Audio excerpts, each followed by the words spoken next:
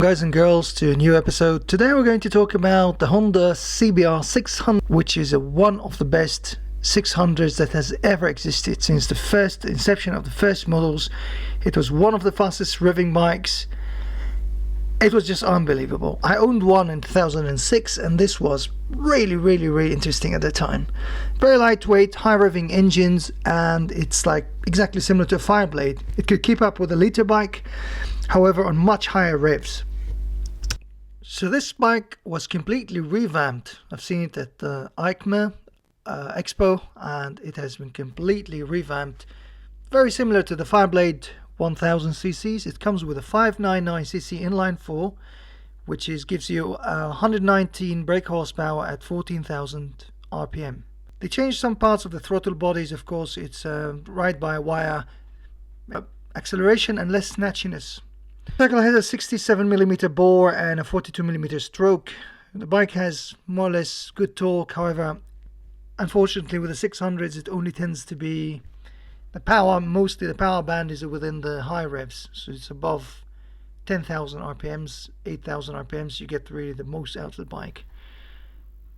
ST and displacement, just it needs to be revved very high, not high as a two-stroke, similar to a two-stroke, however not as high as a two-stroke, to give you this ultimate power band. Of course it would lack on power, torque, so it'd have less torque but very fast acceleration, which is more than enough for the road, the torque you'd get anyway.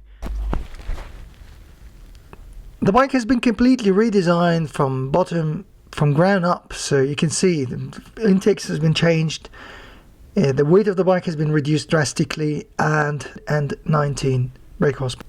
The bike looks unmatched. It has unmatched beauty with these lines, very sharp, fine lines, and under-seat exhaust. Which used to started with a Ducati in the 996 Ducati, and then Honda adopted it. Was the first superbike Japanese manufacturer to 600 and 1000 cc's. Bike is very nimble, of course, because it's very lightweight, so it gives you this advantage around the track, and a very high revving engine, so it sounds crazy, like it screams so on track. Also the gear ratios are so long, so the first gear is not as long as the second, however the second takes you really far, it goes up to. So the key advantage of this bike is its handling and nimbleness. So it is by far the most and the best handling 600 that has ever been produced. It's very nimble, quite lightweight, and very easy to ride. This is the first 600 that comes with baby winglets, as you can see on the left-hand side, right-hand side and left-hand side of the screen. Really small winglets that help with the downforce, however the figures were not mentioned at the EICMA or the...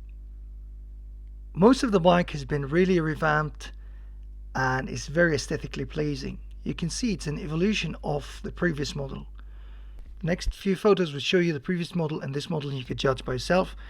I believe this one looks much more beautiful and feels much lighter and much more nimble.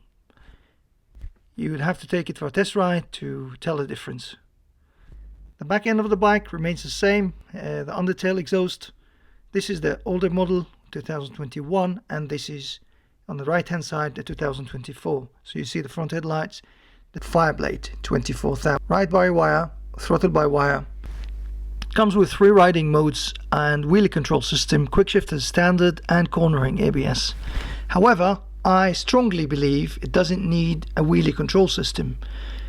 This bike will not really do power wheelies just by harsh acceleration, because the engine displacement is small and the torque figures are low, so it's impossible to do that. The chassis is 193 kilograms and fuel capacity is 18 liters, and the rear swing arm has been redesigned. It is a beautiful bike and a perfect introduction to the superbike world while not having to spend a lifetime of savings. I hope you guys liked this video. If you have liked it, please share, like and subscribe, and comment in the comment section what you would like to see next.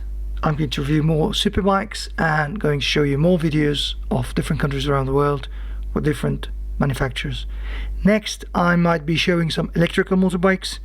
Not sure how they would be like, but I'm really curious how to say the acceleration is like, as it's a non-internal combustion engine, so it might be